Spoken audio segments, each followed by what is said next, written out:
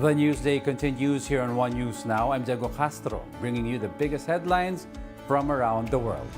China condemns a U.S. stopover by Taiwanese presidential frontrunner Vice President William Lai.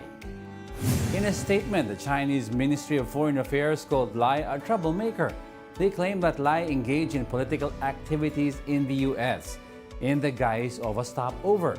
The ministry also maintained that the visit, quote, seriously violates the One China principle and undermines China's sovereignty. Lai arrived in New York on August 12, a stop on his way to an official visit to Paraguay. He was welcomed by Ingrid Larson, one of Washington's unofficial representatives to Taipei, before a crowd of supporters. Taipei and Washington call U.S. stopovers by Taiwanese officials routine that should not cause China to take provocative actions. 我也将透过这一次的出访，跟世界各国的领袖展开自信的交流，也会跟理念相同的国家代表团做会晤，让国际社会了解台湾是坚持民主、自由、人权的国家，同时积极参与国际事务，并且也让国际社会知道。 我们维护印太和平稳定所做的种种努力。 A Russian warship fires warning shots at a cargo ship in the southwestern Black Sea. The Russian patrol ship fired automatic weapons on the Palau-flagged Sukru Okan vessel on Sunday. This came after the ship's captain reportedly failed to respond to an inspection request. This is the first time that Russia has fired on merchant shipping beyond Ukraine, since it terminated its participation in a grain deal brokered by the United Nations. Moscow earlier said it deems all ships heading to Ukrainian waters to be potentially carrying weapons. Over in Iran, an attack on a Shiite Muslim shrine kills one person and injured 7 others. Those hurt include 2 workers at the shrine and 2 pilgrims in Iran's southern city of Shiraz. Video showed bloodied clothes on the ground and worshippers running to find their relatives. The shrine and nearby shops had been cordoned off by security forces for investigation. Local media said the attack was carried out by terrorists, but no group immediately claimed responsibility for it. We'll be back with more stories after the break. Keep it here on One News.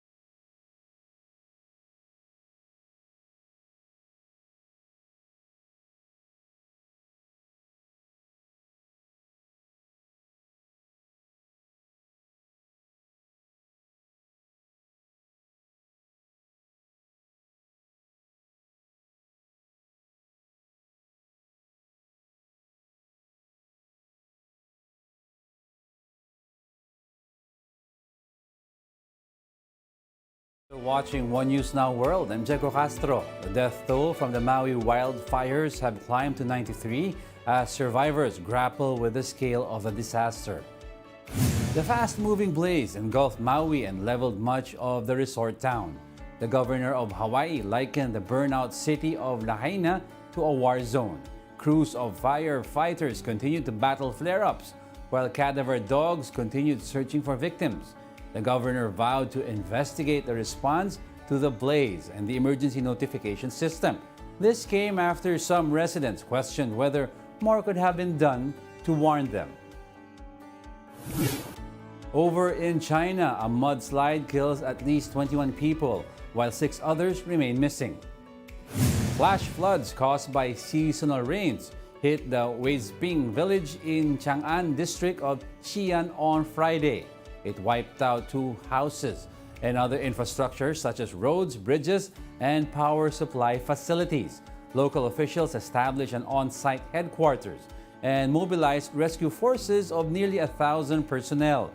China has been dealing with rainfall caused by Typhoon Kanun, which has pounded parts of Japan and South Korea. Pope Francis expresses his sorrow as 41 migrants are feared dead in a shipwreck in the Mediterranean Sea. The Pope called the tragedy a, quote, open wound in our humanity. Francis called on political and diplomatic efforts to avoid more deaths in the Mediterranean Sea. The boat had set off on August 3 from Tunisia's Sfax, but capsized and sank after being hit by a big wave. UN agencies confirm media reports that only 4 of the 45 passengers, including 3 children, had survived. Un altro tragico naufragio è accaduto alcuni giorni fa nel Mediterraneo. 41 persone hanno perso la vita. Ho pregato per loro e con dolore e vergogna dobbiamo dire che dall'inizio dell'anno già quasi 2000 uomini, donne e bambini sono morti in questo mare cercando di raggiungere l'Europa. È una piaga aperta nella nostra umanità. Incoraggio gli sforzi politici e diplomatici che cercano di sanarla in uno spirito di solidarietà e di fratellanza, come pure l'impegno di tutti coloro che operano per prevenire i naufragi e soccorro i naviganti. And those are the top world headlines of the hour. Join us again at 9:45 a.m. as we continue to monitor the day's biggest stories. I am Diego Castro. We are One News. Starts August 24. Support Gilas, support Team Pilipinas. Watch, buy tickets to the biggest sports event of the year.